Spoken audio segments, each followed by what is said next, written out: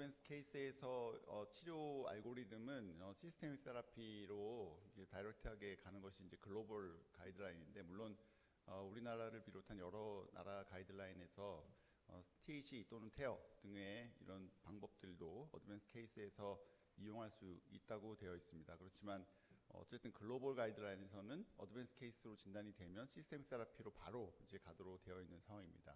그래서 익스펙티드 서바이벌이 2년 이상으로 많이 증가되어 있다고는 하는데요.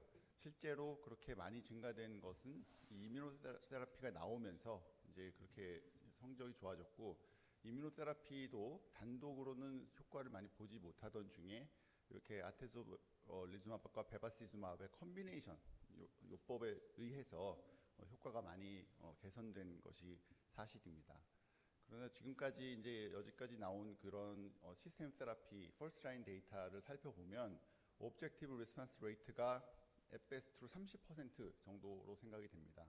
물론 케이스 바이 케이스로 뭐 더 좋은 반응을 보이는 사람들도 분명히 많이 있겠지만, 대규모로 해봤을 때 앳베스트 30%이기 때문에 CRPR이 30%니까 나머지 70%는 반응이 별로 좋지 않다 이렇게 생각이 되고, SD도 30% 정도는 되기 때문에 그러면 디지즈 컨트롤 레이트로 하더라도 60% 70% 정도는 컨트롤이 되지만 나머지 30%는 잘 컨트롤이 되지 않는다 이렇게 생각이 됩니다. 그래서 이런 경우에 제가 생각하기에는 이제 두 가지 전략이 가능할 것 같은데, 바이오마커 스터디를 통해서 잘 들을 사람들을 미리 선택을 실렉션을 잘해서 그런 환자들을 이제 대상으로 치료를 해서 효과를 높이는 방법이 하나가 있겠고, 그 외의 방법으로는 지금 오늘 우리 세션의 주제인 컨비네이션 전략이 유효할 수 있겠다 이렇게 생각이 됩니다. 특히나 이 이뮤노테라피 시대에서 우리가 주목을 하는 이유는 이 헤파토칼시노제네시스가 진행이 되면서 단순히 암만 나빠지는 것이 아니고 이뮨셀 디스펑션이 발생을 한다는 것입니다. 암세포가 결국 여러 가지 사이토카인들을 릴리즈하면서 이뮤노서프레시브 셀들을 튜머 마이크로 인바이러먼트로 끌어들이고, 그 이뮤노서프레시브 셀들이 이뮨셀의 디스펑션을 유도를 한다는 것입니다. 그래서 이뮨 서베일런스를 통해서 암세포가 생기려고 할 때 이뮨셀들이 잡아먹는 역할을 하는 반면에, 또한 그런 이뮨셀들에 의한 인플라메이션은 한편으로는 캔서 프로모팅 인플라메이션으로 작용을 함으로써 암이 더 나빠질 수 있게끔 하는 이런 양날의 검의 양날과 같은 역할을 할 수가 있는 것이 이뮨 시스템이 되겠습니다. 그래서 실제로 이런 윈트 시그널이나 히폰 알파 등에 의한 시그널 등에 의해서 튜머가 있으면 이런 여러 가지 이뮤노서프레시브 셀들이 키모 트랙턴트 역할에 의해서 튜머 마이크로 인바이러먼트로 리크루트되고 결국 이뮨 이베이전을 하게 되는 그런 상황이 됩니다.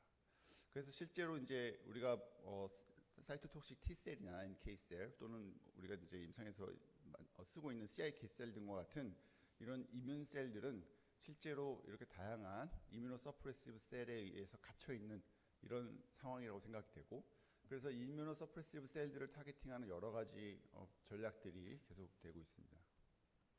그래서 몇 년 전에 저희가 이제 그 해봤을 때 CIK 셀을 치료를 하면은 이 이뮤노서프레시브 셀들의 대표적인 셀인 MDSC가 리크루트먼트가 되고, 그것이 알지네이즈 1과 아이노스 디펜던트 매너로 CIK 셀을 서프레션 할 수 있다.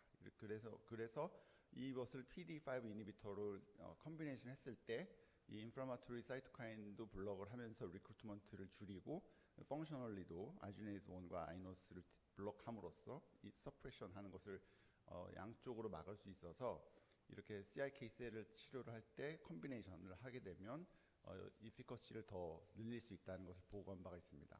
실제로 CIK 셀의 초기 임상에서 이 어드밴스 케이스를 대상으로 CIK 셀을 쳤을 때는 이뮤노테라피가 컨트롤군에 비해서 서바이벌을 증가시키지 못했습니다. 근데 이제 우리 그 몇 년 전에 저희 삼성병원과 아산병원, 서울대병원이 같이 수행한 어주번트 세팅에서는 이제 효과를 입증했거든요. 이제 그 이유를 설명할 때 어드밴스 케이스에서는 이뮤노서프레시브 셀이 많기 때문에 CIK 셀이 들어가도 효과를 보지 못했던 반면에 그 큐러티브 트리트먼트를 받고 그러면은 우리가 이론적으로는 이제 바이어블 그 튜머가 없는 상태가 되고, 그러면 서프레시브 셀, 이뮤노서프레시브 셀도 많이 줄어든 상태에서 CIK 셀이 들어가기 때문에 효과를 보았다. 이렇게 설명을 하고 있는 것입니다. 실제로 튜머 스테이지가 증가될수록 MDSC의 어큐뮬레이션이 증가되는 것을 알 수가 있고, 그리고 그 MDSC 레벨이 높을수록 프로그레션 프리 서바이벌이 나빠진다는 것을 알 수 있습니다. 그래서 튜머 버든하고 이 이뮤노 서프레시브 셀이 코릴레이션이 있고 예후에 되게 중요하다, 이렇게 생각이 듭니다. 그래서 우리가 로컬 리저널 세라피하고 시스템 세라피의 컨비네이션을 계속 생각을 하는 이유는, 로컬 리저널 세라피, 오늘의 주제인 이제 레디오 엠볼라이제이션이 되겠지만은, 이 레디오 엠볼라이제이션과 같은 로컬 리저널 세라피를 하게 되면 결국 튜머 셀 디스트럭션을 일으키는데, 그러면 튜머 버든이 줄면 앞서 보여드렸던 그 슬라이드에서 같이 튜머 버든이 줄기 때문에 이뮤노 서프레시브 셀의 넘버도 줄게 되고, 그러면 그 튜머 마이크로 인바이러먼트는 이뮤노 세라피에 좀 더 좋은 그런 환경이 조성될 것이다. 이런 가설에 의해서 컨비네이션 전략이 유효할 것으로 생각이 됩니다. 이 자세한 메커니즘은 아마 이 뒤에 있는 한지원 선생님께서 좀 더 자세히 또 설명을 해주실 것 같습니다. 그리고 또 한 가지 축은 우리가 이제 콜드 튜머, 핫 튜머 개념인데, 이 이뮤노 세라피 시대에서 우리가 쓰는 약들은 결국 그 자체가 튜머를 죽이는 게 아니고 이뮨 셀의 펑션을 부스팅해서 이뮨 셀이 플레이를 하도록 만들어주는 거 아니겠습니까? 그래서 이뮨 셀이 튜머 마이크로 인바이러먼트에 들어가 있어야만 펑션할 수 있는데, 어떤 이유에서든지 들어가 있지 못하면 그러면 거기서 어떤 모종의 역할을 할 수가 없고, 그런 튜머들을 이제 콜드 튜머라고 생각을 합니다. 근데 이제 리버 캔서, HCC는 분류상으로는 핫 튜머로 분류는 돼 있습니다만, 실제로 일부 케이스에서는 어쨌든 이뮨 셀이 인필트레이션이 많이 제한되어 있다, 이렇게 돼서 결국 콜드 튜머를 핫 튜머로 만드는 방법을 생각하는 것이 중요하겠다, 이렇게 생각이 되고요. 그래서 이제 리뷰 논문들을 보면은 이렇게 인플레임드 케이스에서는 반응이 좋고, non inflamed 케이스, 콜드 케이스에서는 이뮨 셀에 거의 들어가 있지 않은 것을 볼 수가 있고 반응이 나쁘다, 이런 것을 이제 보여주는 데이터가 있습니다. 실제로 최근에 멀티오믹스 데이터를 이용해서 분석을 해보니까 이렇게 개념적으로만 그런 게 아니고 실제로 튜머 이뮨 베리어를 형성하면서 이렇게 이뮨 셀이 인필트레이션이 못 되게끔 하는 것을 알 수가 있었습니다. 그리고 이런 것들을 이용해서 이뮤노그램을 했을 때 이뮨 셀 베리어가 많이 형성되어 있고 콜드 튜머가 되면 예후가 나쁘다는 것을 보고한 데이터도 있습니다. 또한 HCC에서는 이 소위 말하는 니오 엔티젠의 레벨이 모더리트 정도밖에 안 됩니다. 그러니까 니오 엔티젠이 충분히 릴리즈가 돼야만 이뮨 셀이 트레이닝을 받아서 웰 트레이닝 이뮨 셀이 그 HCC에 대해서 안티캔서 이펙트를 보일 수가 있을 텐데, 이 모더리트 정도의 로드이기 때문에 이 로드를 튜머 어소시에이티드 엔티젠의 로드를 높여줄 필요가 있겠다, 이렇게 생각이 듭니다. 그래서 다른 암들에 비해서 T셀 인플레임드 튜머의 비율이 아주 많지는 않은 것을 알 수 있습니다. 그 인플라메이션, 그러니까 결국 콜드 튜머를 핫 튜머로 만들 수 있는 여러 가지 전략을 생각할 수가 있는데, 그런 전략 중에 이런 레디에이션이나 레디오 엠볼라이제이션 등이 생각이 될 수가 있고, 물론 어블레이션 등도 생각을 해볼 수가 있습니다.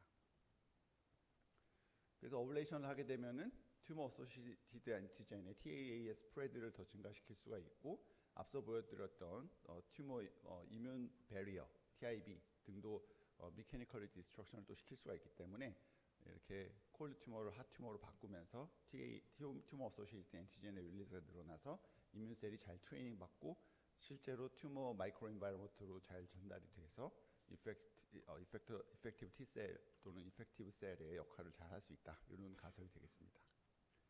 그래서 말씀드린 대로 로컬 리저널 세라피를 하게 되면 튜머 셀 디스트럭션이 되면서 이게 단순히 그냥 네크로틱해지는 게 아니고 이뮤놀로직 셀 데스를 유발을 하는 것입니다. 그래서 이뮤놀로직 셀 데스가 유발되면 튜머 어소시에이티드 엔티젠의 릴리즈가 늘고, 그것이 이뮨 프라임을 거쳐서 더 이뮤노세라피에 더 유리한 튜머 마이크로 인바이러먼트가 형성된다, 이렇게 생각이 되고, 실제로 이제 그래서 인터벤셔널 레디올로지 팀과 이뮤노 온콜로지의 만남이 상당히 중요하다, 이런 것을 이제 리뷰 아티클로 보고한 바도 있습니다.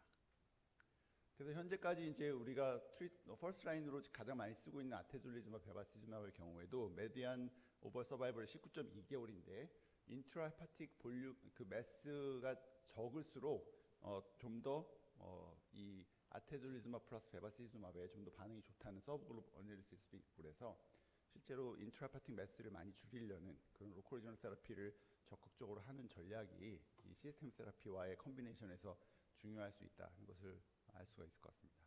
그리고 최근에 이제 더바트램 컨비네이션도 이제 롱텀 데이터가 나왔는데 4년 그 서바이벌 레이트가 25%에서 4년 서바이벌 레이트를 보여주고 있어서 이뮤놀로직 테라피에 이렇게 장기간의 치료를 기대를 하게 합니다. 그런데 이제 롱텀 서바이벌 하는 것이 25%나 있다 이렇게 생각할 수도 있지만 반대로 뒤집어 생각하면 25%만이 장기적인 그 베너핏을 보는 거기 때문에 나머지 75%는 어떤 식으로든 이 이피커시를 더 늘릴 필요가 있다는 것이고 그런 관점에서 우리가 로컬 리저널 세라피와의 컨비네이션이 더 중요하겠다 생각이 듭니다.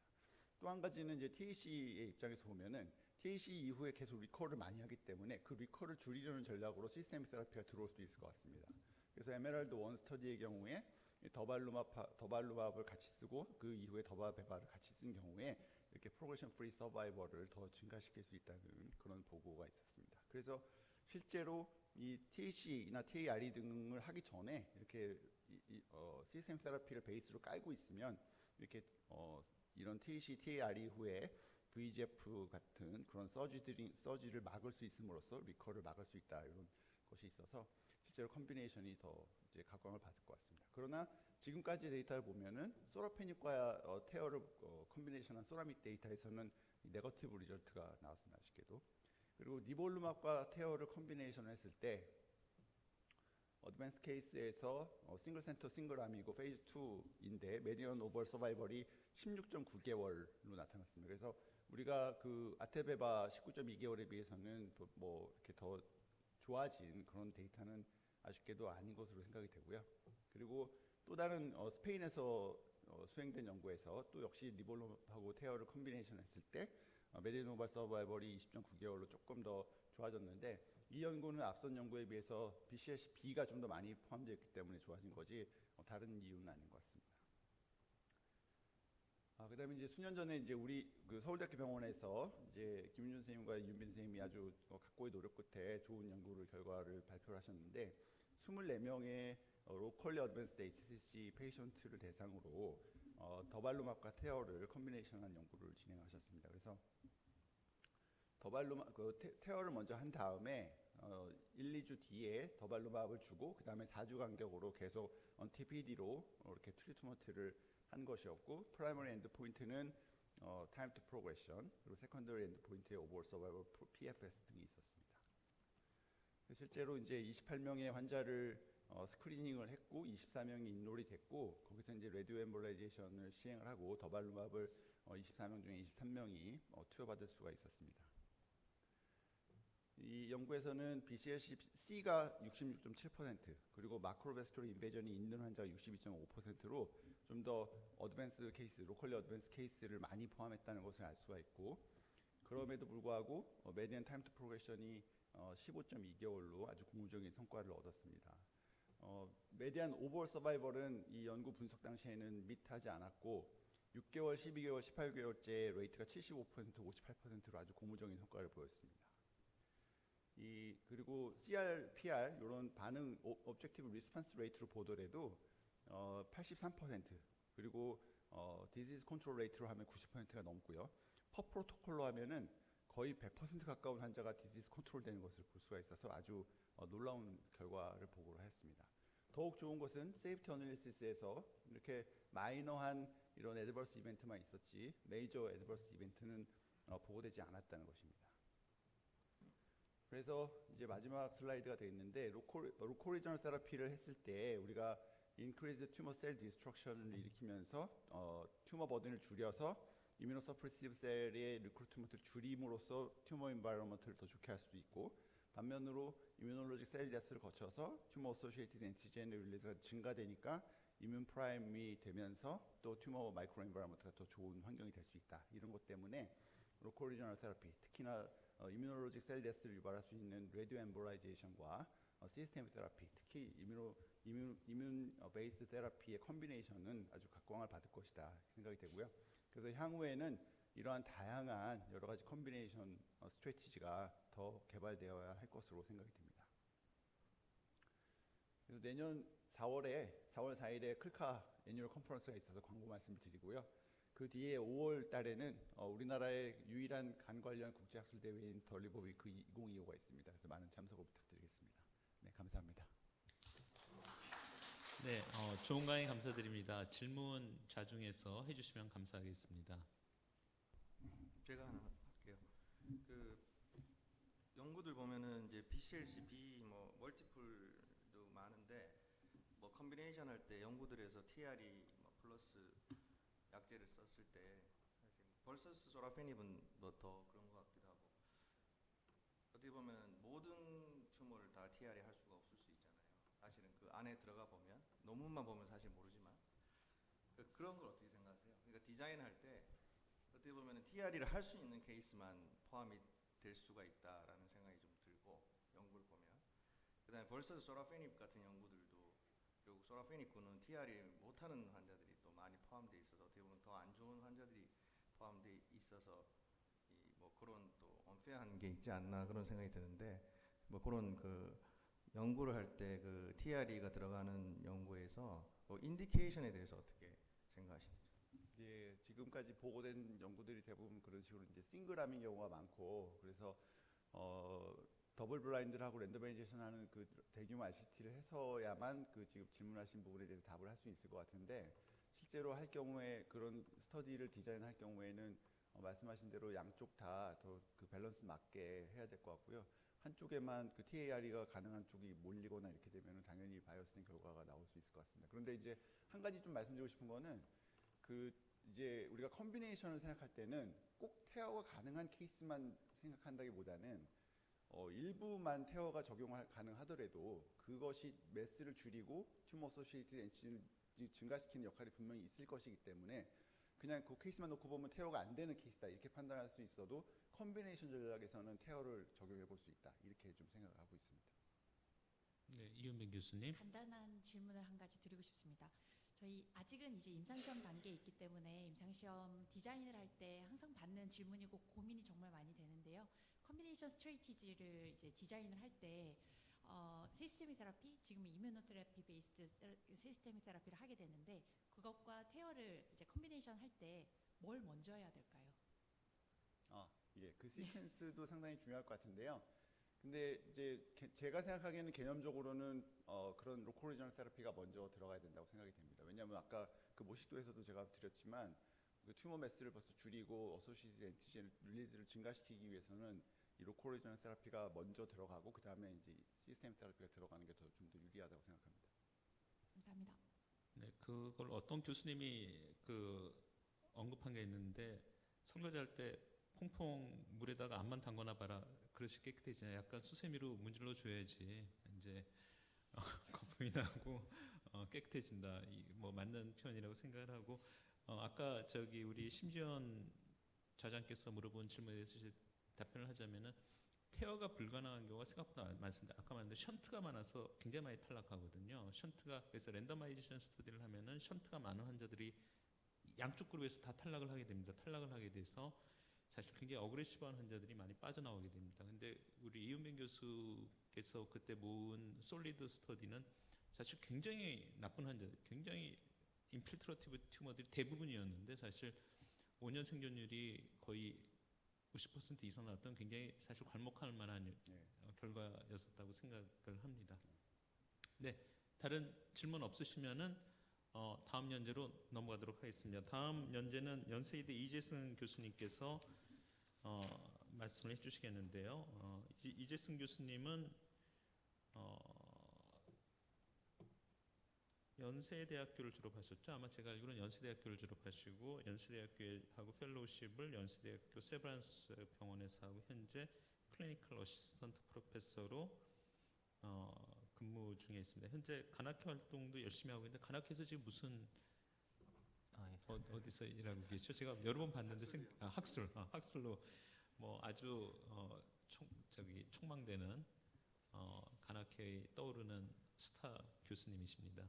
오늘 케이스 발표해 주시겠습니다. 부탁드리겠습니다. 예, 소개 말씀 감사드립니다. 그 케이스를 한 케이스 준비했고 사실 이게 아무래도 이제 TARE도 굉장히 좀 비싼 모달리티고 거기다가 이제 보험이 된 게 얼마 안 되다 보니까 시스테믹 세라피랑 같이 진행을 하는 게 사실 많지가 않더라고요. 그래서 찾아보다가 어떻게 보면 가장 근접하게 아테졸리주맙과 베바시즈맙 그리고 TAR이를 어떻게 보면 거의 동시에 진행한 케이스가 있어서 그 케이스를 하나 가지고 왔습니다.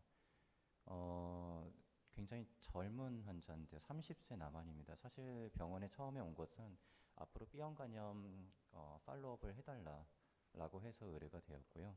뭐 뉴모소락스 히스토리가 있긴 했으나 이게 뭐 과거에 이제 있었던 일이고 180cm, 84.6kg으로 약간의 비만이 좀 있었던 환자인데 다른 증상은 없이 왔습니다.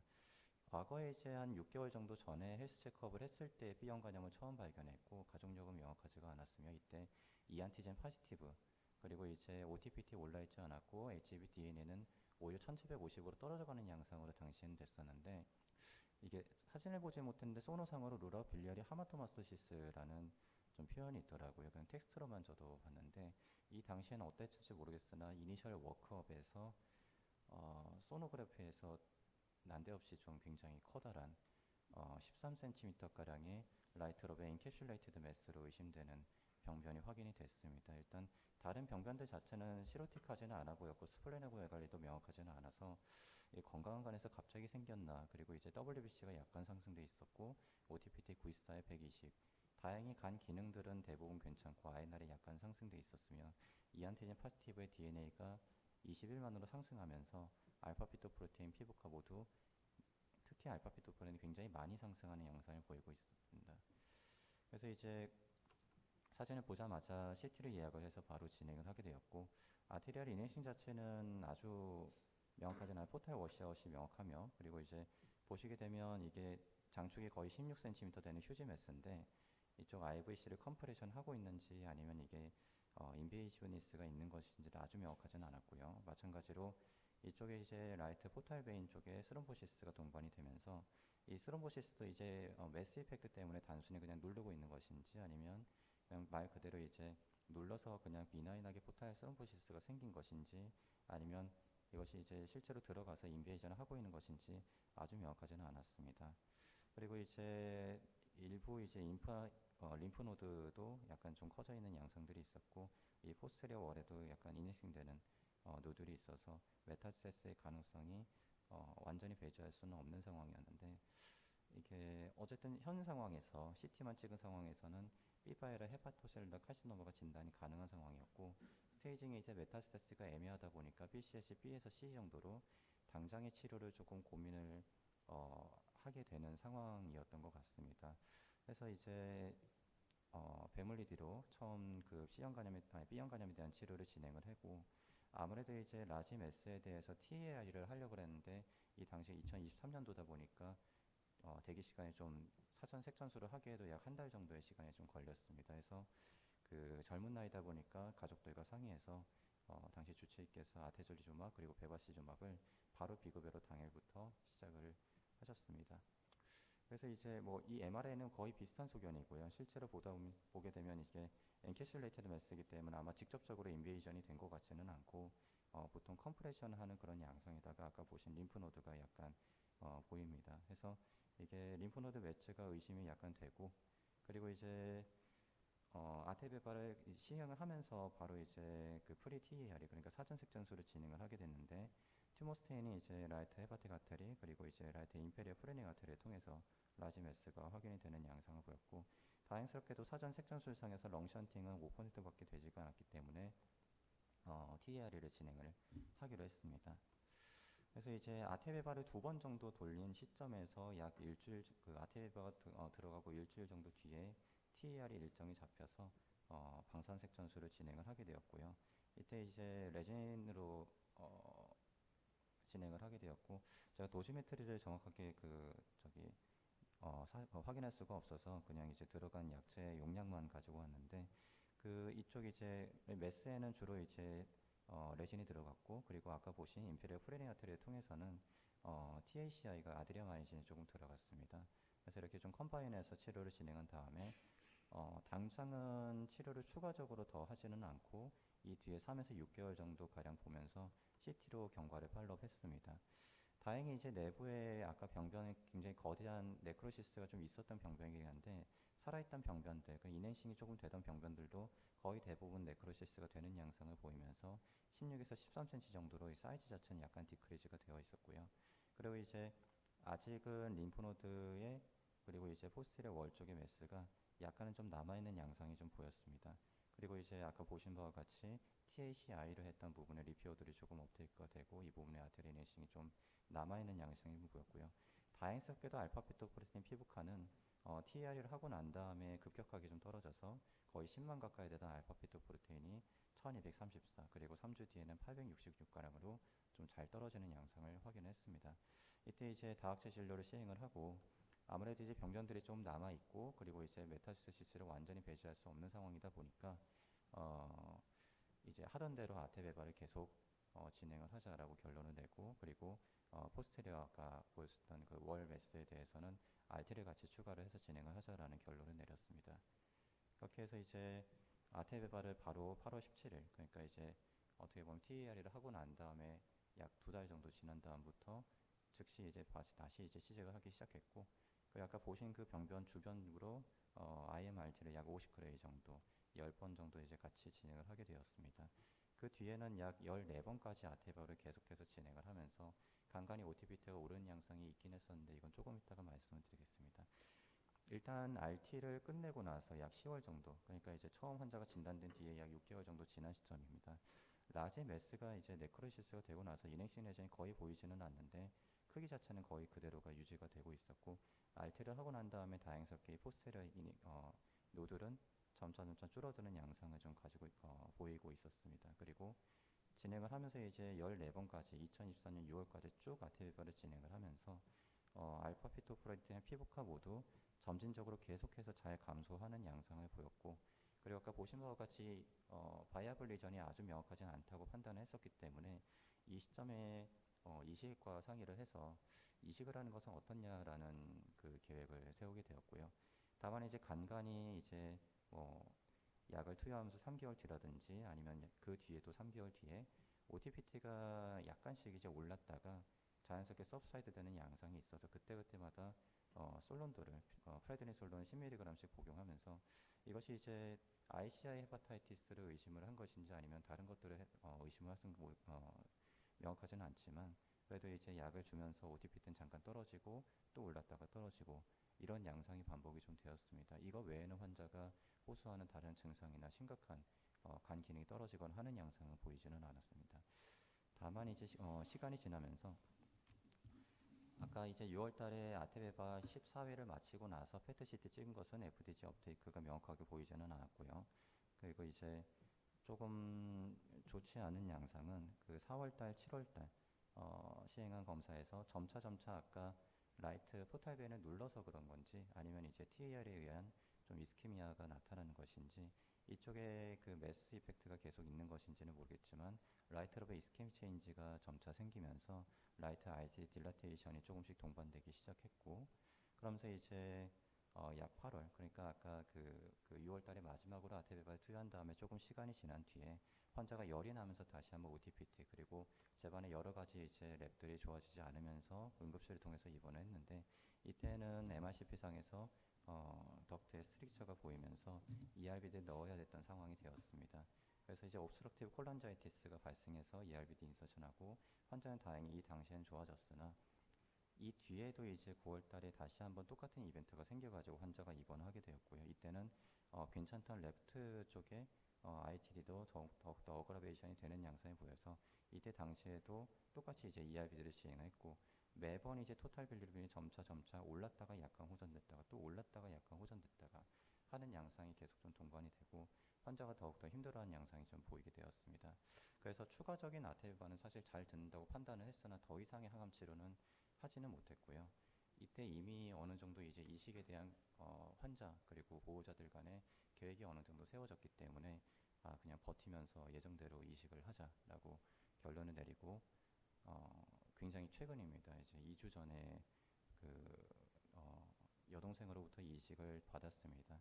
그 병리 그 사진을 올라오지가 않아가지고 제가 가져오진 못했는데 TAR을 하고 난 다음에 일단 타겟티드 레전 자체는 토탈 네크로틱 리전으로 확인이 된다라고 이제 그 병리 판독을 주셨고요. 아까 이제 여러 가지 컴플리케이션 관련해서 강의를 굉장히 잘 해주셨는데 거기에서 이제 말씀하셨던 사이노소이드 obstructive 신드롬이 그 같이 동반이 되면서 특히 이제 이스케믹 콜란자이티스 그리고 마일로마가 TAR에 연관돼서 나타난 양상이 있었다라고 이제 병리 보고를 해주셨습니다. 그래서 환자는 일단 지금 이식을 잘 받았고 약간의 빌리아리 컴플리케이션이 조금 동반이 되는 거는 있는 것 같은데 다행스럽게도 아직 랩상으로는 충분히 좀 좋아진 상태로 환자가 유지가 되고 있고 사실 앞으로의 좀 프로그레스를 좀 지켜봐야 되는 상황이 될 것 같습니다. 그래서 이 케이스는 이제 아테베바 그리고 TAR을 어떻게 보면 조금 이제 더 아주 타이트하게 진행한 건 아니지만 그래도 아테베바 시행한 도중에 TAR을 진행했던 케이스여서 아마 오늘의 주제에 조금 맞지 않나라고 해서 이제 소개드리는 케이스이고요.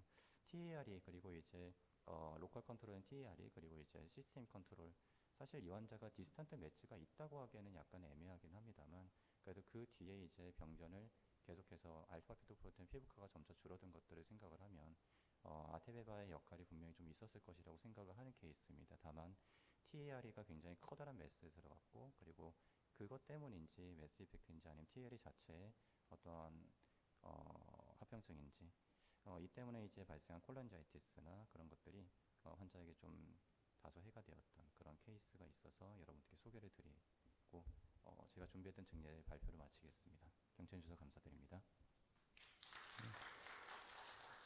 이재승 교수님이 아주 조곤조곤하게 잘 강의를 해주셨는데 웬만한 영화 한 편보다 더 재미있네요. 이렇게 케이스 아주 성공적인 치료하신 거를 축하드립니다. 그 파솔로지를 한번 보여주시겠습니까? LDL 그렇죠. 파솔로지 사진은 없고 이것만 있네요. 사이노소이달 obstruction 신드롬. 네, 자중해서 케이스에 대해서 질문 있으면 해주시기 바랍니다. 제가 조유리 교수님께 한번 말씀드리고 싶은데 제가 여기서는 옛날엔 VOD라고 베너 오클루시브 디지즈라고 불렀는데 요즘 이제 SOS로 명칭이 변경되는데 이게 RCI 파솔로지 보기 전에 RCI 헤파타이티스일 가능성이 을 어떻게 감별이 됐을까요? RCI 헤파타이티스라고 봐졌는데 그냥 저는 이 파솔로지 보기 전에는요.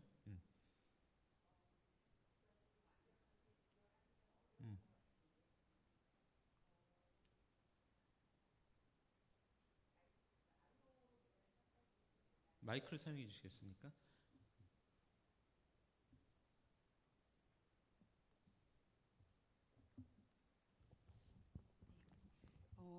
제가 이 케이스 봤을 때는 IO로 인한 헤파타이티스보다는 사이노소이달 obstruction 태어 이후에 생긴 그런 이제 베스큘라이티스에 좀 더 가까울 것 같은 게 사실은 IO 인듀스드 헤파타이티스는 스테로이드에 굉장히 10ml밖에 안 쓰시긴 했지만 굉장히 리스판스가 좋고 다시 거의 풀 리커버리 되는 것들을 많이 경험해 보셨을 텐데요. 환자는 꾸준하게 이제 콜란자이티스까지 생기면서 빌리루빈이 17까지 올랐어서 SOS에 좀 합당할 것 같습니다.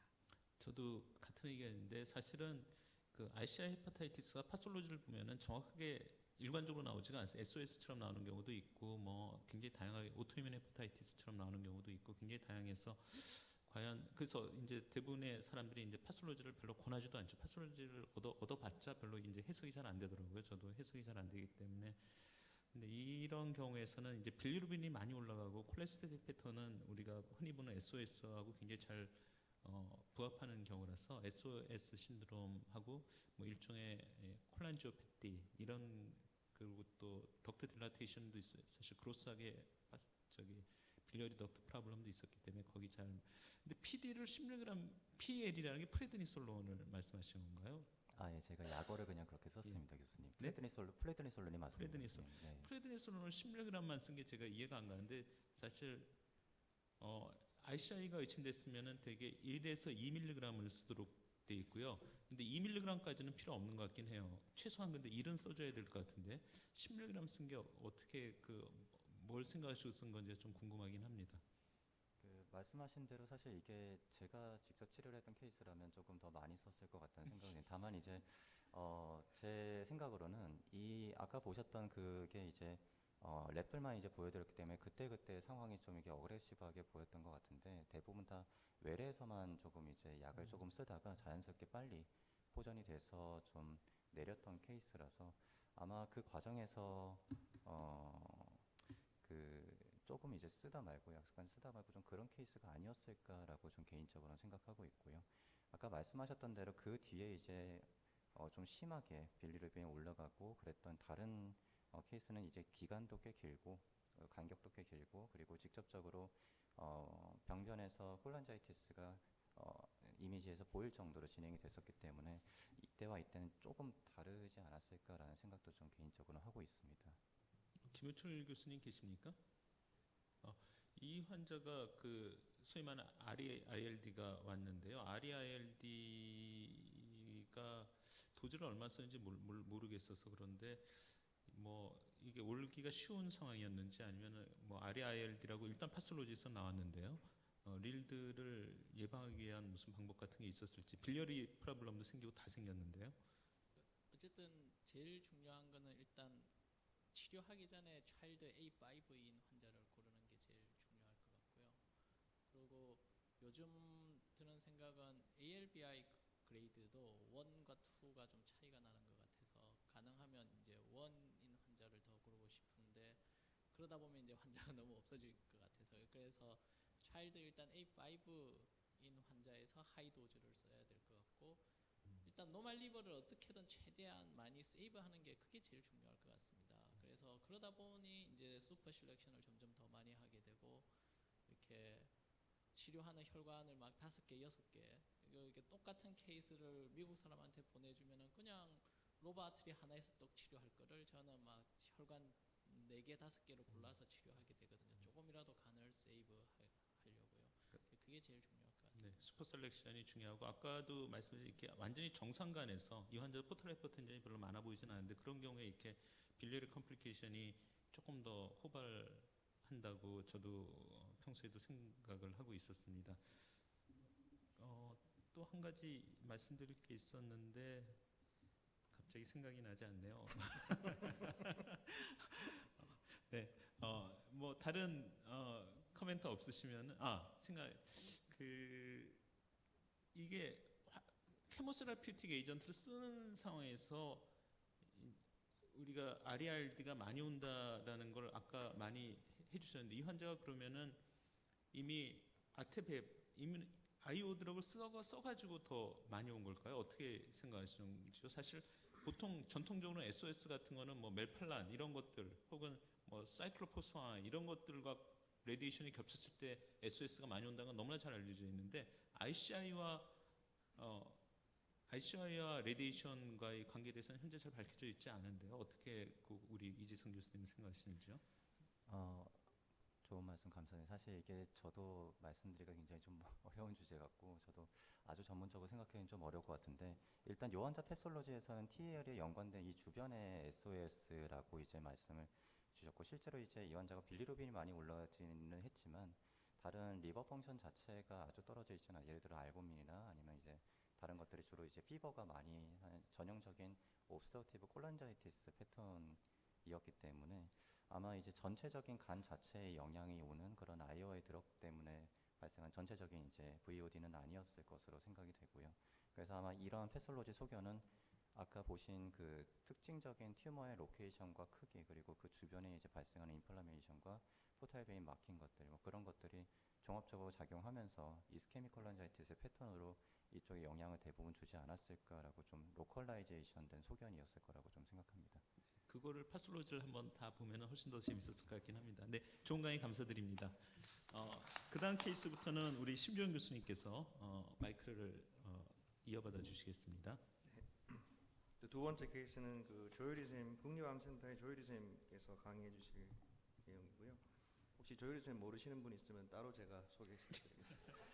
네, 부탁드리겠습니다. 네, 선생님 소개 감사드립니다. 저는 케이스 2개를 가지고 와서요. 조금 속도감 있게 말씀드리도록 하겠습니다. 첫 번째 케이스는 61세 남성이고 비형 간염 있었고 레귤러 서베일런스 하지 않던 분이었고요. 환자는 라이트 프랭크터 숄더 페인이 있어서 이제 복부 종괴가 있어서 온 분이었습니다. 다행히 리버 펑션은 차일드 클래스 A5로 잘 유지되고 있었고 비형 간염도 컨트롤하고 있었지 않았어서 DNA 레벨이 나와서 이제 비리어드를 시작을 했습니다. 이니셜 리버 다이내믹 CT이고 이제 아트리얼 페이스에서 라이트 로브에 약 8cm 정도 그리고 밑에 약간의 뭐 조그마한 도토누드들이 보이고 포탈 페이스에서 라이트 헤파틱 베인에 다음과 같이 튜머 스롬부스가 이제 의심이 되고 있었습니다. 다행히 뭐 디스턴트 메타스타시스는 이니셜리 없었고 베릭스도 없었고 튜머 마커는 알파가 343, 피프카2가 10만으로 매우 올라가 있었고 그래서 환자는 이니셜 스테이지가 모디파이 UIC 스테이지 4였고 차일드 클래스는 A5로 잘 유지되고 있어서 이니셜리 저희가 이제 치료는 넥스트라 트라이얼이라고 하여서 저희 얼마 전에 이제 JF 레포트에 김보영 교수님께서 이제 발표해 주셨었는데요. 메이저 베스큘러 인베이전에 이제 레디에이션을 하고 거기에 니볼루맙 IO를 컨비네이션하는 싱글암 페이스 2 IIT 스터디를 삼성 서울병원과 NCC에서 진행을 했었습니다. 그래서 이제 이 라이트 헤파틱 베인 튜머 스롬보스에는 10번의 프랙셔널 PBT를 시행을 하고 퍼스트 라인 니볼루맙을 다음과 같이 3개월 시행을 약물을 투여를 하였고 6주째에는 스테이블 디지즈였는데 이제 이 2달 썼을 때에 이렇게 다른 멀티플 새로운 뉴 바이어블 노듈들이 확인이 되었습니다. 프로톤빔 세라피 이후에 헤파틱 베인 튜머 스롬보스는 잘 조절이 돼서 다음과 같이 튜머 마커들은 잘 떨어지고 있었지만 어찌됐건 인트라헤파틱 데피니틀리 PD가 맞아서 이제 트라이얼에서는 이제 탈락이 되었고요. 그 이후에는 이제 컨벤셔널 테이스를 먼저 시도를 해 보았습니다. 그래서 이렇게 조그마한 노듈들 일부는 리피오돌 업테이크가 되기는 했는데 이제 메인 매스에도 다음과 같이 여전히 바이어블이 꽤 많이 남아 있고 일부는 업테이크가 잘 안 되어서 한계가 있는 테이스였고 그래서 저희 이인준 선생님과 상의를 해서 메인 매스의 테어를 먼저 해서 인트라헤파틱 컨트롤을 좀 더 잘해보자라는 계획을 세우게 되었습니다. 다행히 헤파틱 베인의 튜머 스롬보스는 레디에이션으로 인해서 잘 오블리터레이션이 되어 있었고요. 그래서 렁션트 프랙션이 다행히 4.2%로 높지 않아서 라이트 로브에 거의 300그레이가 투여되도록 플래닝을 해주셨고 그래서 라디오 엠볼라이제이션을 다음과 같이 라이트 안테리어 헤파틱 아테리, 포스트 헤파틱 아테리, 리파의 각각의 에스티메이티드 도즈를 높게 잘 부스티드 도즈 총 5.76 기가베크렐을 주셔서 레디에이션 로벡토미를 시행을 하였습니다. 그 이후에 이제 환자는 렌바티닙을 사용을 했었는데요. 다음과 같이 인트라헤파틱 튜머에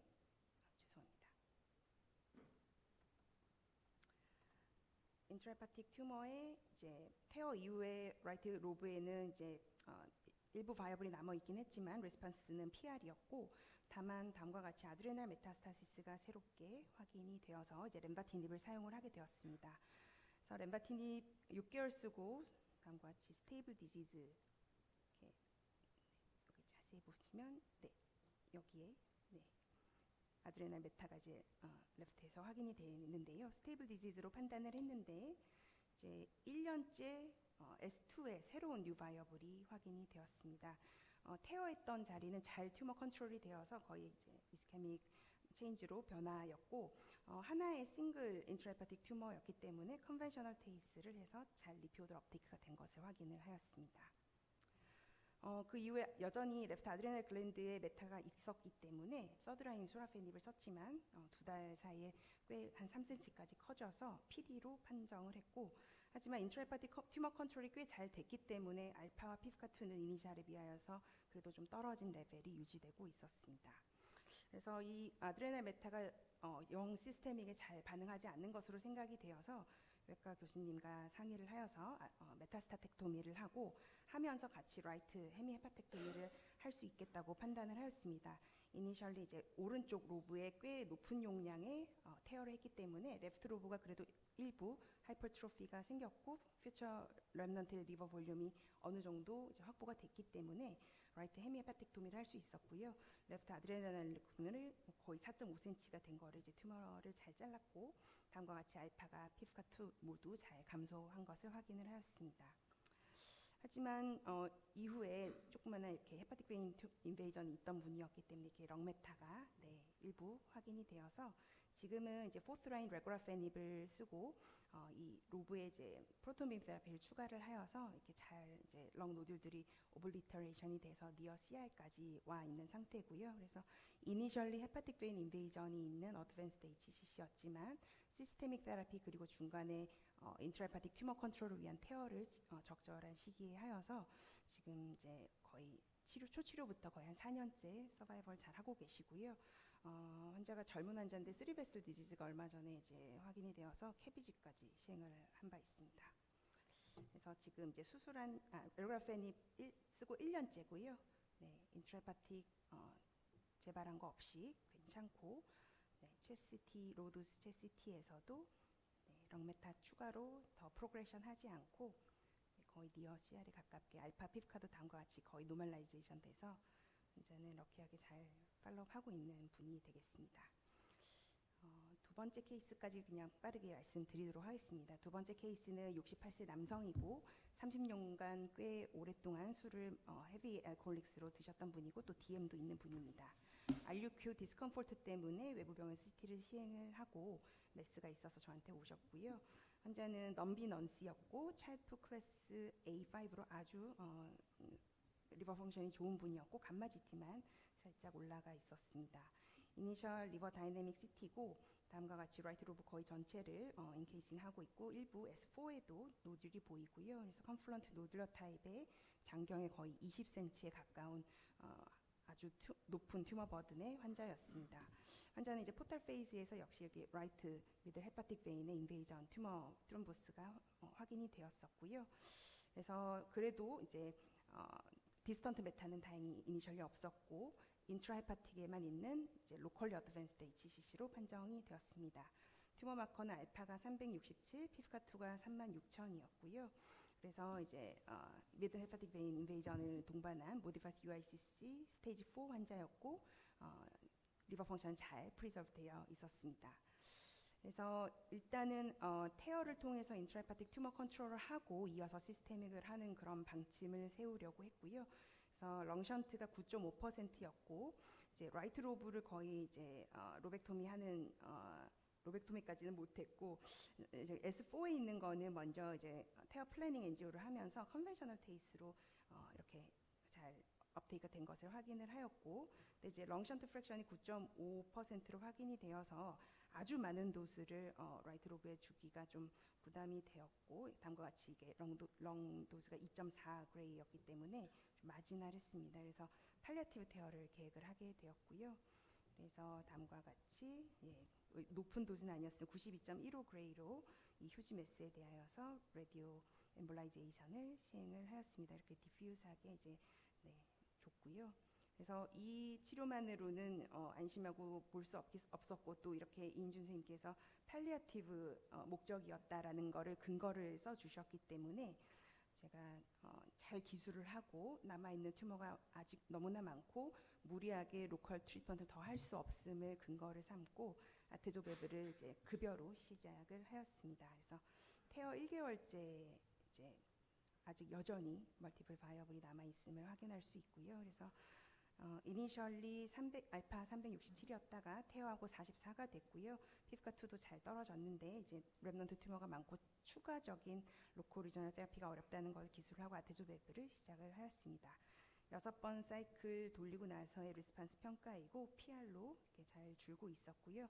물론 테어의 역할도 꽤 컸을 거라고 생각은 하는데 그 두 가지 치료가 시너지스틱 이펙트를 거의 얻었다고 생각을 하고 잘 팔로우를 하고 있었는데 이제 아테조베브 총 16사이클 8개월째에 조금씩 이렇게 다시 약간 이렇게 인핸싱되는 노즐들이 뭉글뭉글 생기기 시작을 하여서 PD로 판정을 했습니다. 그래서 이 환자는 이제 아테조베브 이후에 PD였어가지고 인브레이브 251에 인로를 하게 되었습니다. 그래서 8번 사이클에 또 다행히 컨비네이션 그룹의 환자는 또 배정이 됐는데요.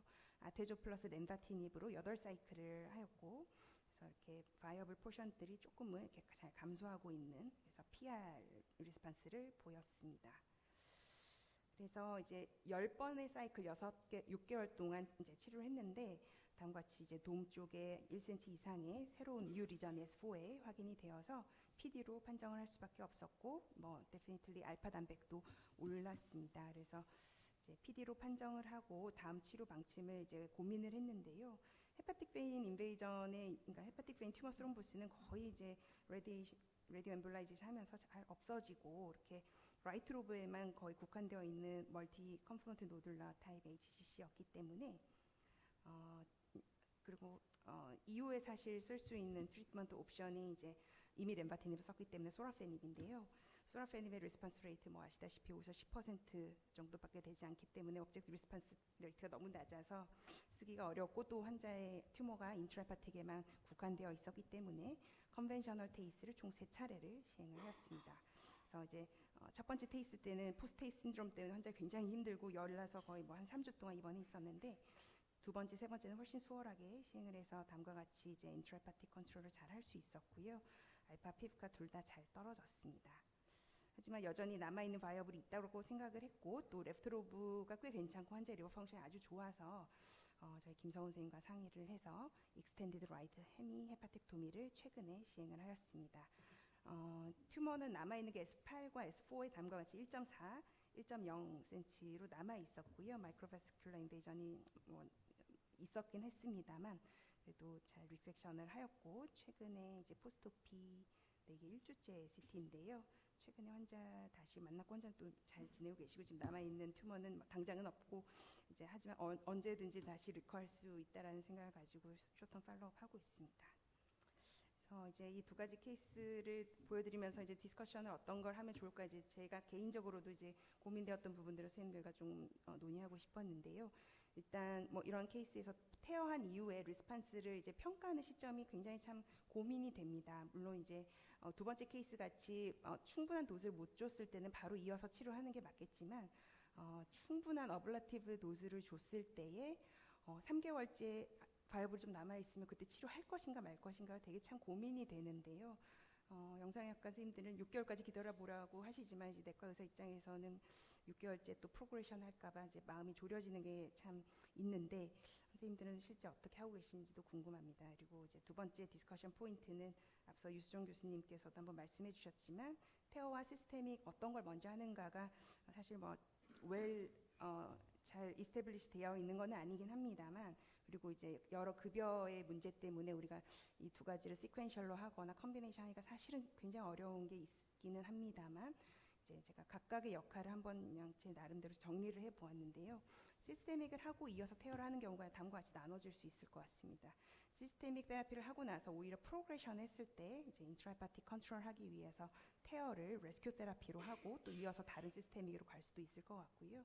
시스테믹 테라피를 해서 오히려 PR이 잘 왔을 때, 근데 그 당시에 이제 퓨처 렘넌트 볼륨이 부족해서 바로 수술이 어려운 경우에 있어서는 이제 다운 스테이징을 하고 컨트롤 아테리얼 로브 하이퍼트로피를 얻기 위하여서 또 테어가 그런 역할을 할 수도 있을 거라고 이제 좀 생각을 해봤고요. 테어를 먼저 하고 시스테믹 테라피 하는 건 앞서 다 말씀해 주셨는데, 이제 뭐 어드밴스 스테이지에서는 인트라헤파틱 튜머 컨트롤 해볼 수 있을 거고, 이제 또 IO 레스폰스, 그러니까 레디에이션이 들어가면서 이제 튜머 릴레이티드 엔티젠이 릴리스가 되고, 이런 IO 제제와의 시너지스틱 이펙트를 좀 더 이끌 수 있다, 이런 장점이 있을 수 있을 것 같습니다. 네, 경청해 주셔서 감사합니다. 네, 좋은 케이스 감사드립니다. 혹시 그 아까 디스커션 포인트 아주 중요한 내용을 잘 정리해 주셨는데요. 그 뭐 대부분 뭐 안 좋은 케이스들은 금방 또 프로그레션하기 때문에 사실 3개월 후에 이밸리에이션 하는 거는 저희가 잘 안 하고 있는 조식인 것 같고, 보통 한 달 후에 보긴 보잖아요. 그게 판단을 어떻게 하냐 문제지. 네. 예, 그래서 혹시 뭐 그 TR이 경험 많으신 저기 서울대 병원에 누가 계시죠? 조은주 교수님 계시나?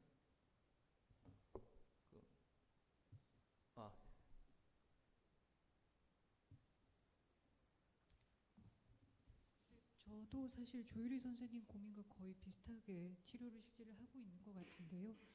태어 이후에 한 달째 사실 합병증 유무랑 이런 것들 판단하기 한번 보지만, 조금은 저도 그 치료 반응이 그래서 3에서 6개월까지 충분히 좀 기다리라는 말씀들을 많이 권고를 들어서 보통은 한 6개월쯤에 다시 로컬 인터벤션을 할지 아니면 다른 치료를 할지 조금 결정을 하고, 그래도 말씀대로 3개월 뒤에 오버탄 PD 프로그레션이 보이면 조금 빠른 치료 전환을 하는 편입니다. 근데 혹시 다르게 하시는 선생님들이 계신지 저도 좀 궁금합니다. 혹시 뭐 다른 의견 있으신가요? 김보현 선생님 혹시 어떻게? 중간에 뭐 뉴 노드들이 생기면은 그거는 다른 문제인 것 같고요. 뭐 타겟한 노드들이 이제 어떻게 스테이블일 때 어떻게 하냐 이제 그 이슈인 것 같아요. 우선은 보통 저희 퇴어하면은 저는 이제 퇴어하고 한 달 뒤에 일단 찍기는 하는데요. 그거는 정말 그런 뉴노드들이 생기거나 프로그레시브 디스가 보이지 않는지 그걸 보려고 하는 거고, 일단 기존에 알고 있는 리전이고 그러면은 한 3개월까지는 기다려 봅니다. 그렇게 하고 이제 3개월쯤 됐을 때 마커나 이런 것들이 좀 줄어들거나, 그럼 꼭 이게 모포로지카가 확 슈링키지가 되거나 이러지 않아도 조금 더 기다려 보는, 약간 그렇게 좀 하고 있어요. 회장님. 예, 저도 예, 아까 뭐 김보현 교수님 의견하고 같습니다. 사실 HCC 같은 경우에는 이런 경우에는 되게 AFP하고 피부가 높아져 있는 경우가 대부분이라서요. 그 튜머 마커를 같이 보면은 사실 판단이 별로 어렵지 않아서 대개는 이제 리스폰스가 좋다면은 6개월까지 당연히 기다리는 거고요. 뭐 그 전에라도 우리가 전체 이미징하고 튜머 마커를 보면은 치료 판단을 하는데 그렇게 어려우면 아마 다들 겪지 않으시라고 생각합니다. 저는 오히려 이 보험이 걱정이 되는데, 조유리 교수님 두 개 다 보험, 이거 삭감되겠는데, 제가 심사를 했더라도 삭감시킬 수 있거든요. 제가 심사를 했더라도. 그래서 그게 좀 혹시 김영준 이사님 계시면, 총무님 계시면은 이게 첫 번째 경우 시스템 트리트먼트에서 PR인데 거기에서 우리가 로컬 리저널 트리트먼트를 추가하는 경우, 이게 보험이 현재 어떻게 되고 있는지, 그 다음에 아이오리스판 먼저 TR을 하고 PD가 없을 때 시스템이 트리트먼트 하는 경우에도 그런 경우가 실제로 많은데, 그런 경우에 이제 보험을 어떻게 하고 있는지 그 부분에 대해서 좀 언급을 해주시면 감사하겠습니다. 마이크가 앞에 준비되어 있습니다. 시간 관계상 좀 빨리 좀 해주시면.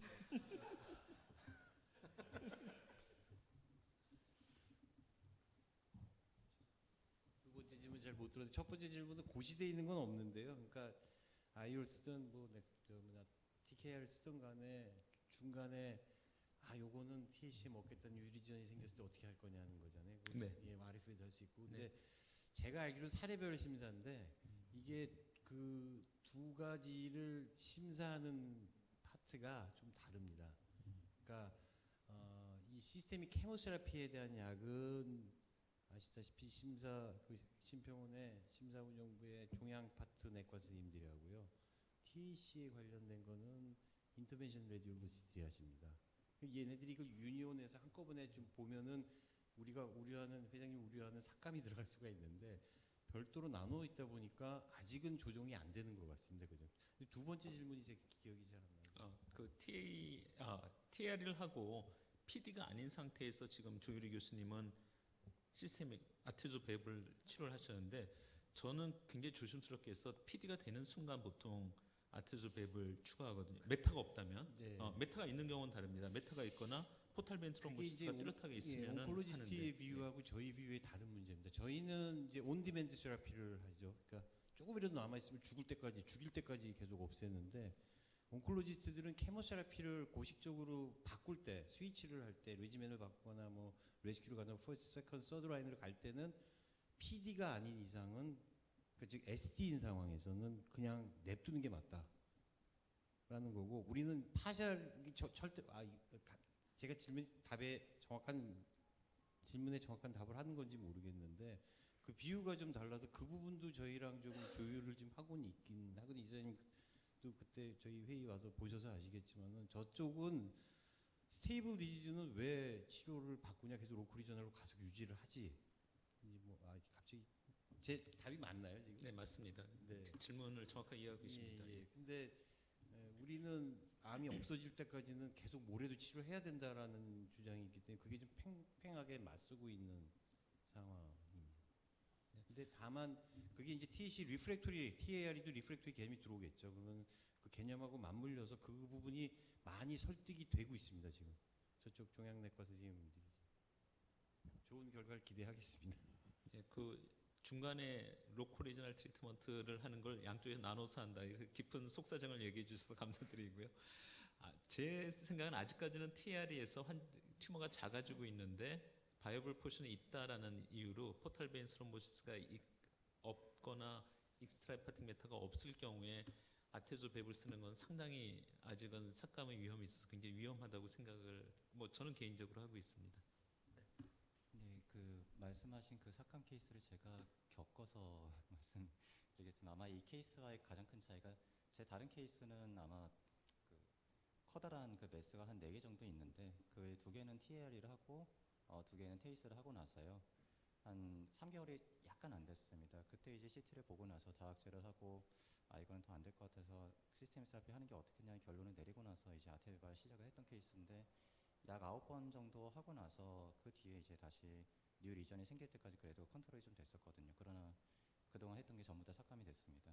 가장 중요했던 거는 아마 가장 결정적인 차이는 2가지 같은 게 첫 번째는 그 튜머 스롬보시스가 있었던 케이스와 제 케이스는 튜머 스롬보시스가 아주 명확하지는 않았었거든요. 크기가 아주 크고 그리고 다발성이긴 하고 전체 간에 퍼져 있었다고 해도 그 차이가 있었고, 두 번째 이제 CT를 찍는 시점이 한 3개월 뒤가 아니라 약간 일렀던 게 혹시 좀 그렇게 비치지 않았을까 하는 그런 경험이 좀 있어가지고 말씀드립니다.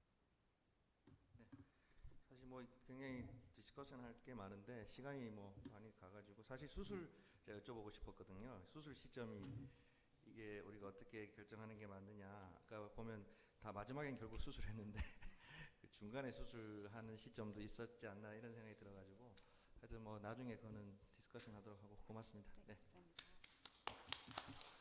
네, 오늘 마지막입니다. 마지막을 장식해 줄 분은 카톨릭 의대 한지원 교수님이시고 예, 시간 관계상 짧은 강의 부탁드리겠습니다. 네. 예, 강의를 맡겨주셔서 감사드립니다. 서울성모병원 소화기내과 한지원입니다. 제가 말씀드린 부분은 온고잉 클리니컬 트라이얼인데요. 이 TARE와 시스템 테라피의 컨비네이션에 대한 트라이얼 부분인데 사실은 뭐 이게 어떤 트라이얼이 있다고 이제 올라와 있긴 한데 그 결과가 어떤지 이런 게 현재 그렇게 이제 밝혀진 것도 없고 초기 단계이고 대부분 이제 싱글암 트라이얼들이더라고요. 그래서 이런 트라이얼들의 그 과학적인 근거가 어떻게 되는지 이런 것들을 좀 더 설명을 드리려고 합니다. 유수정 교수님 강의에 조금 더 TAR에 포커싱된 내용이라고 이제 이해를 하시면 되겠고요. 예, 기존에 이제 트라이얼도 퍼블리시된 트라이얼들도 있고 온고잉 트라이얼들도 있습니다. 예, 아까 말씀하셨던 그 소라닙 트라이얼도 이제 여기 이제 확인할 수가 있었고요. 예, 그 이후에 이제 아이오 베이스드로 이제 트라이얼들이 진행이 되었습니다. 저희 그 회장님께서 진행하셨던 연구 결과도 이렇게 확인할 수가 있었고, 그 이후에 이제 지금 현재 온고잉 트라이얼들은 대부분 이제 그 시스테믹들도 이제 컨비네이션 레지멘들, 그러니까 뭐 아이오 플러스 아이오 혹은 아이오 플러스 베바시즘 막 이런 컨비네이션으로 대부분 진행이 되고 있고, 아직은 연구 초기 단계이고 다 싱글암 트라이얼들이 많습니다. 근데 여기 이제 세팅을 보시면 좀 재밌는 것들이 대부분 이제 로컬리 어드밴스드 뭐 BCLC-B나 C인 환자들이 대상인 경우가 많은데 어떤 트라이얼은 이제 뭐 메타스타틱 세팅도 있고요. 어떤 것들은 이제 리섹터블한, 그러니까 수술 대상인데 네오어주번트로 이제 그 트라이얼을 계획한 그런 연구도 이제 확인을 할 수가 있었습니다. 그래서 여러 가지 좀 생각해 볼 만한 현재 뭐 기존에 퍼블리시 된 거라든지 현재 진행되고 있는 그런 트라이얼들에 대해서 이제 생각해 볼 만한 점들을 좀 말씀을 드리겠습니다. 예, 잘 보셨던 대로 여기 소라페닙 벌스 이제 소라페닙 플러스 테어, 그러니까 테어를 애드하는 게 효과가 있을까 이런 걸 봤던 그 RCT 연구가 되겠고요. 보시면 이제 환자의 사회 베네핏은 별로 없는 것으로 이제 나왔었습니다. 이제 반대로 이제 테어에 소라페닙을 애드하는 것이 이제 효과가 있을 것인가, 베네핏이 있을 것인가. 이것도 이제 뭐 각종 레트로스펙티브 스터디들을 조합해서 이제 메타 분석이 보고가 된 바가 있었는데, 이것도 역시 그렇게 이제 베네핏이 있는 것 같지는 않다. 이런 것들이 이제 결론이었습니다. 그래서 이제 아이오의 시대니까 이제 아이오의 테어를 병합하는 것이, TR이 병합하는 것이 효과가 있을지, 여기 양주동 교수님이 작년에 이제 퍼블리시한 논문을 찾아볼 수가 있었습니다. 오버롤하게 한 1,600명 정도 되는데 스터디 파퓰레이션은 대략 한 1,000명 가까이 됐었고요. 여기 테어를 아이오에 병합한 것이 오버롤 서바이벌 베네핏이 분명하게 있는 것을 이제 확인할 수가 있었고, 좀 재밌게도 이제 스테이지 4B 그러니까 완전 이제 메타가 됐거나 어드밴스 케이스도 이제 많이 포함되어 있다는 걸 확인을 할 수가 있었습니다. 언매치드 결과인데 매치드 코호트에서도 뭐 비슷한 결과가 나왔고요. 반대로 이제 테어의 IO를 그러니까 테어 단독 vs 이제 테어 플러스 IO 드롭도 아주 소규모의 레트로스펙티브 아날리시스에서 효과가 있는 것처럼 보이지만 좀 더 연구가 필요해 보이는 상황이었습니다. 그래서 앞서 이제 소개를 들으셨던 대로 굉장히 테어 플러스 더발루맙 싱글한 트라이얼이었는데 리스폰스 레이트가 83% 거의 90% 이상을 또 상회하는 아주 좋은 결과로 상당히 놀랐는데 저희 회장님께서 치료를 굉장히 잘하셔서 그런 게 아닌가 이런 생각이 들었고요. 앞서 또 들으셨던 대로 로컬 리저널 서라피 이후에 이제 셀 데스가 일어납니다. 암세포가 죽으면서 이제 이뮤놀로직 셀 데스가 이렇게 일어날 수가 있고요. 튜머 안티젠이 릴리즈 되고 안티젠 프리젠테이션이 증가하고요. 각종 이제 이펙터 T셀이나 각종 안티튜머 이뮤니티가 증진되는 방향으로 이제 이런 셀 데스가 일어날 수도 있지만 논 이뮤놀로직 셀 데스가 이제 동시에 일어나게 됩니다. 논 스페시픽하게 네크로시스가 되고 이런 과정에서 튜머 프로모팅하는 인플라메이션이 증가할 수가 있고요. 엔지오제네시스도 증가를 할 수가 있고 그 면역 억제 작용을 일으키는 이뮨 체크포인트 몰레큘들의 익스프레션도 이제 증가를 할 수가 있겠습니다. 그래서 이런 것들을 좀 컴플리멘테이션 하거나 뭐 이렇게 하면 더 좋을 것 같고요. 뭐 아직은 아주 잘된 연구는 그렇게 많지는 않은데 개념적으로는 저희가 이럴 수 있다는 것은 누구나 받아들이고 있는 사실인 것 같습니다. 그래서 저희가 테어 이후에 면역 반응이 어떻게 이제 변할 것인가, 왜냐하면 현재는 다 이제 IO 베이스드 테라피니까 면역학적 근거가 있을지 좀 생각을 해볼 수가 있겠습니다. 이 연구는 2019년에 이제 거세에 나왔던 논문인데요. 저희 그 싱가포르의 발레리추라고 트랜슬레이셔널 이제 이뮤놀로지 많이 하고 있는 그룹입니다. 저희 아산병원의 김영돈 선생님 주 코워커기도 하고요. 그래서 이제 이 연구에서 어떻게 봤냐면 포스트 TAR을 하고 리섹션한 케이스 그리고 그냥 리섹션한 케이스를 이제 면역 세포들을 비교를 했습니다. 여러 가지 이제 사이토프나 뭐 시퀀싱도 하고 여러 가지 팩스 이런 아날리시스를 통해서 이제 테어가 면역 반응을 일으킬 수 있는지를 주로 본 것이죠. 이렇게 보면 이제 각종 T 세포나 이제 NK 세포들의 액티베이션이 일어나고 이제 그 사이토톡신 몰레큘의 익스프레션이 이제 증가하는 것을 확인을 할 수가 있었습니다. 뭐 이런 이제 시퀀싱 데이터로도 이제 확인할 수가 있었고, 특히 이제 이런 케모카인 리셉터나 케모카인 몰레큘드 익스프레션도 이제 증가를 해서 이런 것들이 이제 T셀들이 인피실레이션 하는 기전이 아닐까, 뭐 이런 것도 이제 밝혀낸 바가 있습니다. 뭐 아까 말씀드린 건 이제 그러니까 튜머 인피테이팅 림포사이트고요. PBMC에서도 이제 T셀들이 반응을 하는 것을 확인할 수가 있었습니다. 이 케모카인들 익스프레션 하는 T셀들이 증가를 합니다. 그래서 이것들이 결국에 이제 리버로 이제 호밍을 할 것이고요. 이런 것들이 결국 이제 안티튜머 이뮤니티를 향상시키는데 이제 도움을 줄 것입니다. 그리고 이제 여기서 보시듯이 이제 인터페론 감마 같은 안티튜머 이펙터 몰레큘들의 익스프레션도 이제 T 세포에서 증가를 하는 것으로 봐서 이 TAR이 이후에 이제 면역 반응이 항증되고 이런 것들이 또 이제 리스폰스와 연관이 있었습니다. 이런 이제 면역 반응이 항증되는 것들이 테어 이후에 이제 반응이 좋았던 분들에서 더 이제 잘 일어난 것을 확인할 수가 있었기 때문에 이런 것들이 또 클리니컬 아웃컴과 면역 반응이 잘 일어나는 것이 클리니컬 아웃컴과도 연관이 있지 않을까, 이런 것도 처음으로 제시했던 논문입니다. 그래서 이제 면역 반응이 실제로 면역학적인 변화가 있구나, 이렇게 이해를 하시면 되겠고요. 다른 한 4년대에 나온 이 PBMC를 이용한 연구에서도 좀 비슷한 양상을 보였습니다. 페리페랄 블러드의 T셀들도 액티베이션을 하는데요. 재미있는 거는 이런 PD1을 익스프레션 하거나 혹은 이제 다른 이뮨 체크포인트 몰레큘이 이제 렉3 같은 이런 이뮨 체크포인트 몰레큘들이 익스프레션 하는 T셀들도 상당히 이제 테어 이후에 초기에 올라가는 것을 알 수가 있습니다. 뭐 이런 것들이 실제로 면역 억제가 일어난다기보다는 면역 이뮨 셀이 액티베이션 되면서 이제 PD1이나 이제 렉3 같은 몰레큘이 증가하는 것이라고 봐야 되는데요.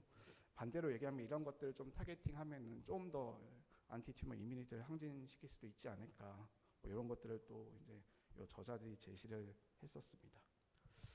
네, 그래서 테어 이후에 이제 면역 반응이 일어나고 액티베이션이 되는데 좀 그런 것들이 클리니컬 아웃컴과도 연관이 있는 것 같다. 이런 것들을 조금 더 이제 이뮨을 부스팅 시키면은 테어 이후에 이제 경과가 더 좋지 않을까, 뭐 이런 가설을 세울 수가 있겠고요.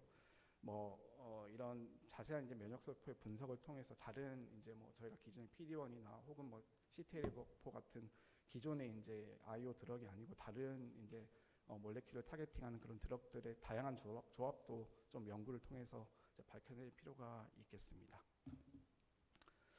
그리고 두 번째 좀 생각해봤던 게 이제 테이스 이후에 현재도 IO 드럭들의 컨비네이션이 이제 많이 연구가 되고 있고요. 특히 에메랄드 1 트라이얼에서는 테이스 이후에 이제 더바 베바시조맙을 이제 추가를 해서 이제 명확한 이제 PFS의 이제 이득을 가져온 데이터가 최근에 이제 아스코에서 보고가 됐고, 예, 그 다른 레지멘들을 조합해서 이제 여러 가지 또 트라이얼들을 진행을 하고 있습니다. 그래서 이제 테어가 좋을 것인지 그 시스테믹 트리트먼트의 조합의 측면에서요, 그 TAR이가 좋을지 테이스가 좋을지 이것도 좀 생각을 해봤습니다. 굳이 뭐 TAC가 이제 트라이얼도 많고 효과가 좀 좋은 것처럼 보이는데 꼭 TAR이를 해서 이제 병합을 해야 될까 이런 생각을 좀 해봤고요. 첫 번째 생각해볼 건 뭐 물론 이제 환자 셀렉션도 중요하고 하겠지만 로컬 컨트롤에서 좀 장점이 있을 거라고 생각이 들고, 예, 두 번째는 이제 그 테이스나 테어 이후에 면역 반응이 어떻게 일어날 것인가. 대부분 이제 IO 드럭을 병합하고 있기 때문에 그런 것들도 좀 생각을 해볼 수가 있겠습니다. 그래서 생각보다 이제 저도 이제 실험을 좀 해봤고, 예, 테이스 이후에 이제 어떤 뭐 림포사이트나 면역 세포들의 반응 뭐 변화가 있을지 여러 연구에서 이렇게 실험을 했지만 크게 변화는 없는 것 같습니다. 이 면역 세포 반응이 뭐 피노타입도 그렇고 프리퀀시도 그렇고요. 반면에 이제 테어에서는, 예, 아까 이제 그 액티베이션 되고 좀 이펙터 몰레큘이 증가한다고는 말씀을 드렸지만 이제 오버럴 림포사이트 뭐 이런 면역 세포의 파퓰레이션이 또 이제 점진적으로 감소하는 것을 알 수가 있습니다. 림포페니아가 이제 일어난다고 볼 수가 있고요. 그래서 이런 IO 드럭을 처리를 하면 인비트로에서도 그렇고 실제로 이제 인비보에서도 실제 환자 샘플에서도 이런 T셀 파퓰레이션이 전체적으로 증가를 하고 특히 이제 PD-1 이런 이뮨 체크포인트 몰레큘을 발현하는 튜머 스페시픽한 T셀들이 생각되는 이런 파퓰레이션이 특히 또 증가를 하는 것을 이제 확인할 수가 있었습니다. 그래서 이런 테어 이후에 나타나는 림포페니아는 어느 정도 이제 컴플리멘테이션 할 수가 있을 것 같고요. 특히 이제 저희가 RT에서는 교수님들께서 잘 아시다시피 이런 앱스코팔 이펙트라는 이런 디스탄트 레전에 이제 면역 반응을 일으킬 수 있다는 것도 저희가 알려져 있습니다. 뭐 이뮤놀로직 셀 데스가 이제 테어 이후에 일어나면 이런 안티젠 프레젠테이션 릴리즈 이런 게 증가하고, 그리고 이제 그 저희가 안티튜머에 도움이 되는 여러 가지 사이토카인이나 케모카인들도 이제 분비가 될 수가 있습니다. 그래서 이제 디스턴트 사이트의 T셀 인필트레이션이 증가를 하면서, 예, 이런 효과가 있을 수 있다. 이런 것들이 이제 저희 이제 박희철 교수님께서도 이제 CMH에 보고를 하신 동물 실험으로 보고를 하신 바가 있고요.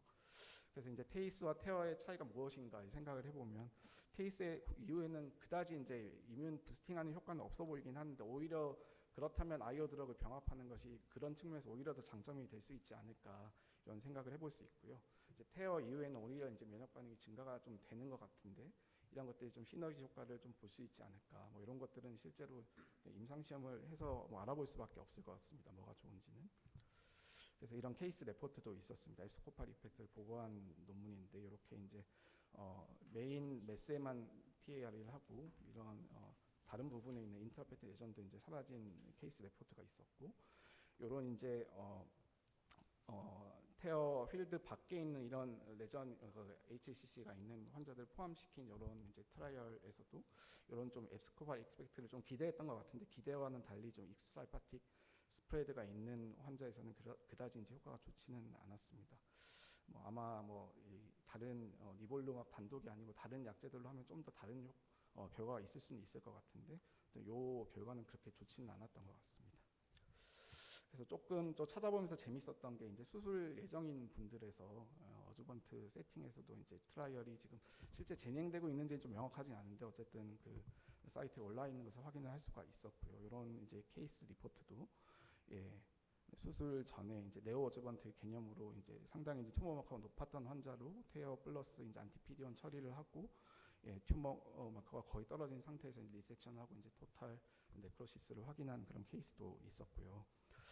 네, 저희가 좀 면역학적 측면에서 결국에는 이제 안티튜머 이뮤니티 일으키는 가장 이제 중요한 면역 세포는 이제 T셀이라고 할 수 있는데 결국 이제 주요 이제 튜머에 인필트레이팅하는 셀들 말고 이제 주변에 이제 리버에 있는 T 셀들도 이제 끊임없이 이뮨 서베일런스를 하고 있습니다.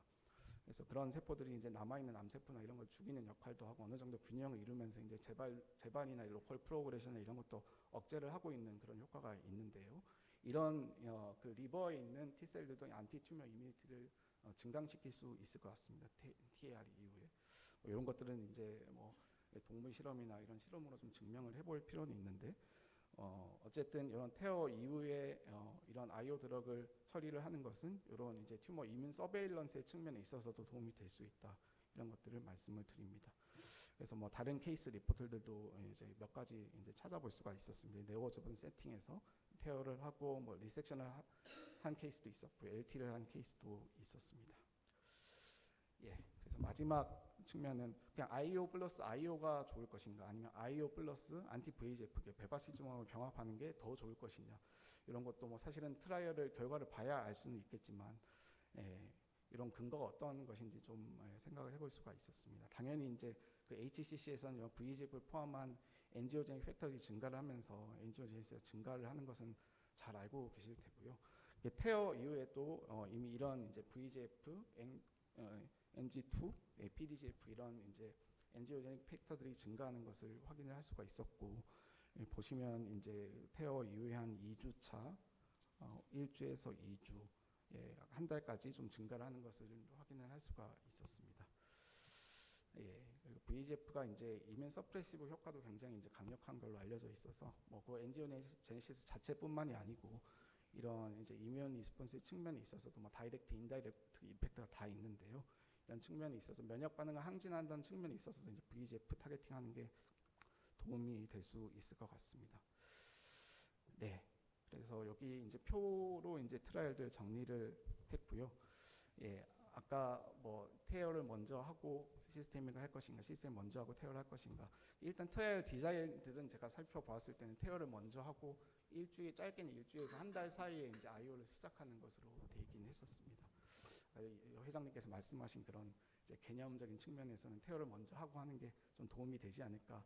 저도 그렇게 생각을 하고 있고, 테어를 하고 나서 이제 테어 자체의 이제 로컬 컨트롤도 뛰어나고 이런 이뮤노로직 셀 데스 이후에 나타나는 여러 가지 이뮨 액티베이션들이 일어나서 환자의 뭐 클리니컬 아웃컴과 연관이 있을 수도 있고 테어 이후에 이제 여러 가지 튜머 이뮨 서베일런스 이런 게 증가하면서 경과를 더 좋게 만들 수 있을 거라는 생각이 들고 아이오 드럭이 이런 시너지 효과는 충분히 일으킬 수 있을 것 같습니다. 아이오 플러스 아이오가 좋을지 VEGF를 더 추가적으로 타겟팅하는 게 좋을지는 좀 더 이제 트라이얼 결과들을 봐야 되고 추가 연구가 필요할 것 같습니다. 그래서 중요한 거는 뭐 테어 전후로 이렇게 뭐 여러 가지 프로테오믹스나 뭐 트랜스크립톰 아나리시스 여러 가지 이제 트랜슬레이셔널 리서치나 동물 모델을 이용해서 좀 이런 저희가 타겟을 좀 더 정밀하게 찾아서 이제 이런 트라이얼들 디자인하면 좋지 않을까 그런 생각도 들었습니다. 이상입니다. 네. 그 짧은 시간에 아주 좋은 강의를 해주셔서 감사드립니다. 혹시 질문 있으십니까?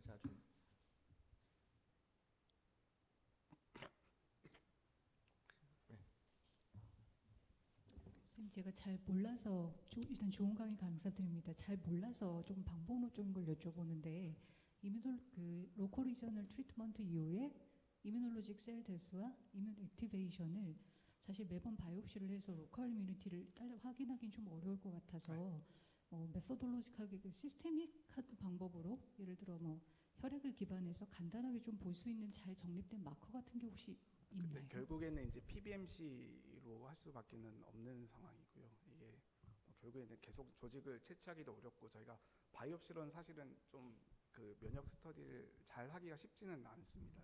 그냥 IHC나 멀티플렉스 이 정도는 볼 수가 있는데 시퀀싱도 그렇게 효율이 좋지 않은 것 같고 팩스를 찍기도 뭐 가능은 한데 좀 쉽지는 않아서 결국에는 PBMC로 가야 되고 저희가 이제 여러 이제 T셀이라든지 여러 이제 이뮨 셀들의 튜머 스페시픽한 반응을 볼 수가 있습니다. 뭐 혹은 이제 저희가 뭐 이렇게 잘 선별을 하면 튜머 스페시픽 그런 이뮨 셀 파퓰레이션을 저희가 팩스나 이런 걸로 충분히 찍을 수가 있거든요. PBMC로. 그런 방법들을 이용하면 실제 이제 이 환자에서 간암에 대한 이뮤놀로직 체인지가 있는지 없는지를 좀 확인하는 데 도움은 될 수가 있습니다. 이게 조직을 보면 참 좋기는 한데요. 뭐 그 간을 잘라서 볼 수도 없는 노릇이라 조금 제한점이 있습니다. 혹시 임상 현장에서 조금 쉽게 하려고 할 수 있는 뭐 마커나 뭐 이런 계산 이런 거는 아직 예, 그러니까 뭐 PBMC나 이제 플라즈마 이렇게 모으셔가지고 그런 프로테오믹스나 이런 걸 해보면 좀 재밌을 것 같고요. 예, 테어 세팅에서는 아직 그렇게 좀 아주 N수도 많고 좀 전체적으로 본 연구가 그렇게 많지는 않은 것 같아서 그런 걸 해보면 좀 좋을 것 같습니다. 감사합니다. 네, 강의 감사합니다. 마지막으로 회장님께서 클로징 리마크 해주시고 마치도록 하겠습니다. 오늘